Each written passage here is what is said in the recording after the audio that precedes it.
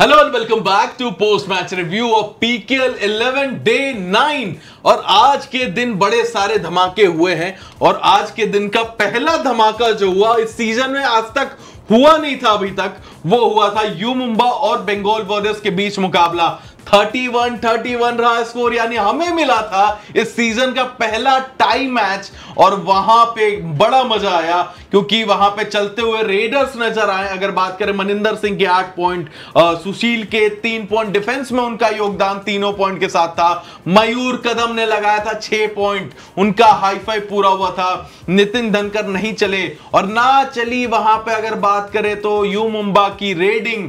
वहां पे मंजीत ने 7 पॉइंट लिया लेकिन बहुत सारे रेड वेस्ट किए। वहां पे 6 अनसक्सेसफुल रेड रहे उनके, 4 एम्प्टी रेड्स रहे।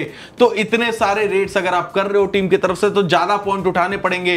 और बात करें डिफेंस की तो दोनों टीमों का डिफेंस एकजुट होकर खेल रहा था, जो कि अच्छी बात थी। 4 पॉइंट नितेश के नाम, 3 पॉइंट फजल के नाम, रिंकू के नाम 3 पॉइंट, सोमवीर के नाम 5 पॉइंट। तो कॉर्नर्स का आज बोलबाला रहा पहला गेम में। और पहला टाइम मैच कैसा लगा मोहित भाई आपको? काफ़ी अच्छा लगा।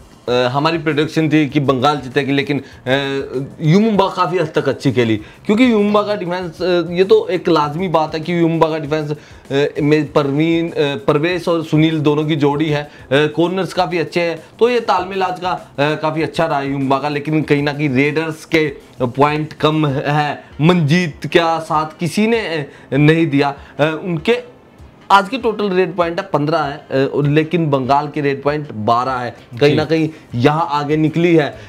और जो टैकल पॉइंट है डिफरेंस वहाँ आया, जो ऑल आउट है वहाँ पर डिफरेंस आया। इन सारी चीज़ों पे ये टाई हुआ मैच। कहीं ना कहीं जो बंगाल वॉरियर्स का जो जिस चीज़ में आगे है वो है टैकल्स पॉइंट में, और जहाँ फजल होते हैं वहाँ टैकल लाजमी बनते हैं, ये चीज़ होनी बनती है। नितेश और फजल का जो आज कॉम्बिनेशन था काफ़ी अच्छा था। माइटी मनिंदर ने हाफ टाइम में ही 7 का स्कोर कर लिया था लेकिन सेकंड हाफ में 1 ही पॉइंट ले पाए और ये भी एक थोड़ा सा एक निराशाजनक पॉइंट बनता है जो माइटी मनिंदर से बनता है। मंजीत अगर यहाँ पर आज जफर दानिश यू मुंबा का साथ मंजीत का दे देते तो क्या पता यू मुंबा इस मैच को जीत जाती। लेकिन मैच देखने लायक था। सांसें थमी की थमी थी, धड़कन थमी हुई थी। हम तीनों भी देख रहे थे मैच में काफ़ी मनोरंजन था, कभी गिरावट थी कभी चढ़ाई थी। तो मैच बिल्कुल परफेक्ट था। पहला मैच डिफेंडरों के लिए था और डिफेंडरों ने अपना काम करके दिखा दिया। बिल्कुल काम करके दिखाया। लेकिन मैं सिंपल सा एक बात मैंने ऑक्शन के दिन भी कहा था, यू मुंबा आपने मंजीत को खरीद तो लिया है बट आपको उनको एज अ मेन रेडर मत बनाइएगा कृपया करके। आज जफर दानिश को सब्स्टिट्यूट करके दिया गया। उनके 2 गलतियां हुई थी डिफेंस में, 1 या 2 रेड ही किया था उन्होंने सिर्फ पूरे मैच में, उसके बाद सब्स्टिट्यूट किया गया। Don't know why. मंजीत आपके जब जा रहे हैं, आप भरोसा जता रहे हैं मंजीत पे, तो मंजीत को उस भरोसे पे खरा उतरना पड़ेगा। Manjeet has to step up in the next matches. अगर आप आज ने 7 पॉइंट कमाए हैं, आप उससे ज्यादा भी कमा सकते थे। आपको वहां जब 3rd लास्ट रेड में आप आउट हुए हैं, जरूरत नहीं थी आपको जाने की। वहां पे आप पॉइंट दे के आ रहे हो, बैक टू बैक। जहां जी चौहान जा रहे थे उनको रोका आपने, आप खुद गए रेड में, तो रिस्पॉन्सिबिलिटी उठाइए ना। आप वहां टैकल हो रहे हो तो ये चीजों पे ध्यान देना पड़ेगा यू मुंबा की रेडिंग साइड को। डिफेंस ने आज काम करके दिखाया है। अब चलते हैं भाई बैटल ऑफ द बेस्ट जो थी वहां पे मुकाबला था तेलुगु टाइटंस का और उनके सामने थी दबंग दिल्ली। होम क्राउड के सामने खेल रही थी तेलुगु टाइटंस और दबंग दिल्ली के लिए पुराने शेर वापस आए हैं, यानी नवीन एक्सप्रेस अपने फॉर्म में लौटे हैं। और आज रेडर्स की बादशाहत थी इस मुकाबले में। हरवाया किसने इस मुकाबले को? तेलुगु को। तो क्लियर कट यहां पे उनकी डिफेंस ने, क्योंकि अगर आपको पॉइंट्स ब्रेक डाउन कर दूं, नवीन कुमार 15 पॉइंट 17 रेड में और वहीं पे 15 पॉइंट लिया आशु मलिक ने भी, लेकिन 24 रेड में। आशु मलिक पिछले बार भी हमने देखा कि ज्यादा रेड लेते हैं उतने ही पॉइंट स्कोर करने के लिए, लेकिन दोनों का शानदार परफॉर्मेंस। सबसे बड़ी खबर यही निकल के आई कि he is back again. Naveen express is running like a bullet train once again. तो ये चीज हमें देखने को मिला। पवन शेरावत ने तो अपना काम किया, 18 पॉइंट लिया आज के मैच में। नहीं चले विजय मलिक, उन पे जैसे कि बेंगलुरु बुल्स के कोच साहब ने कहा कि डंडे बरसाने पड़ेंगे अपने डिफेंस पे। अब डंडे बरसाने पड़ेंगे कृष्ण कुमार हुडा को अपने टीम के रेडर्स पे भी और डिफेंस पे भी, अदर देन पवन शेरावत को छोड़ के।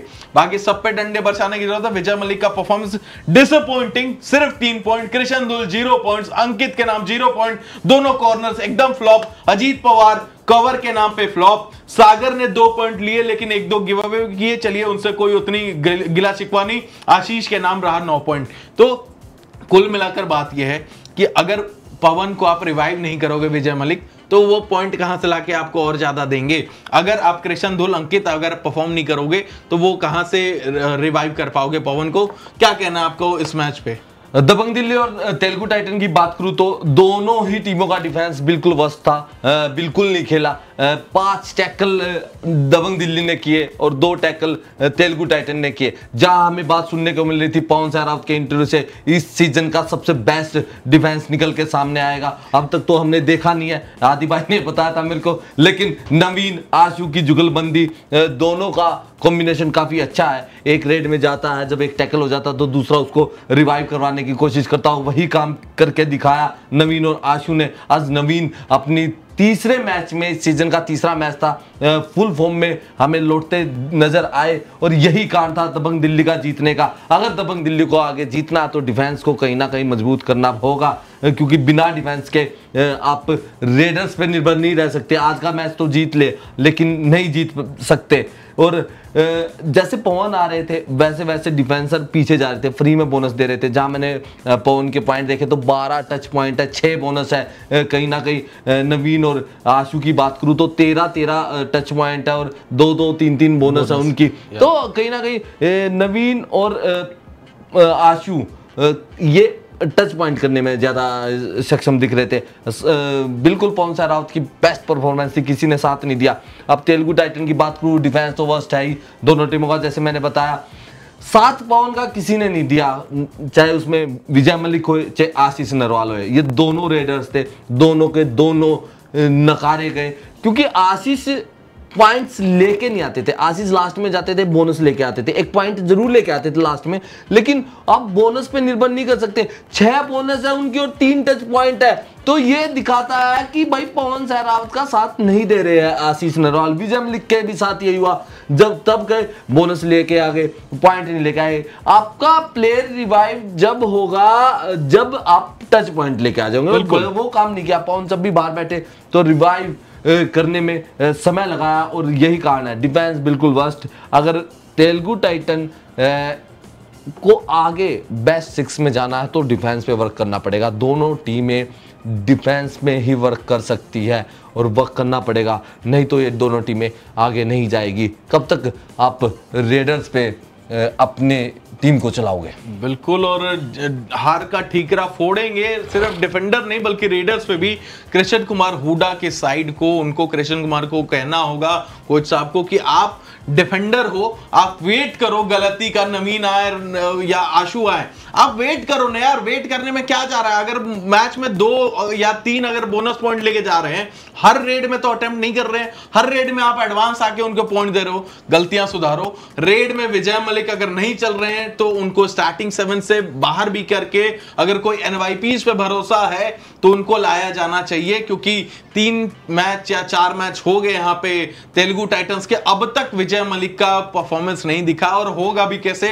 ऑक्शन में एक गलत पिक थी, गलत तो नहीं कह सकते, but as a 3rd raider या एज ए 4th रेडर खिला सकते थे विजय मलिक को, आप उनको 2nd रेडर कहीं से नहीं हो सकते थे। तो ये गलतियां हैं दबंग दिल्ली को भी, डिफेंस में योगेश, आशीष को समझना पड़ेगा चीजें। तो ये थी हमारी पूरी एनालिसिस। आपको कैसी लगी, आपके क्या ओपिनियन है, आप हमें कमेंट्स में बता दीजिएगा। हम आपको मिलते हैं अगले वीडियो में।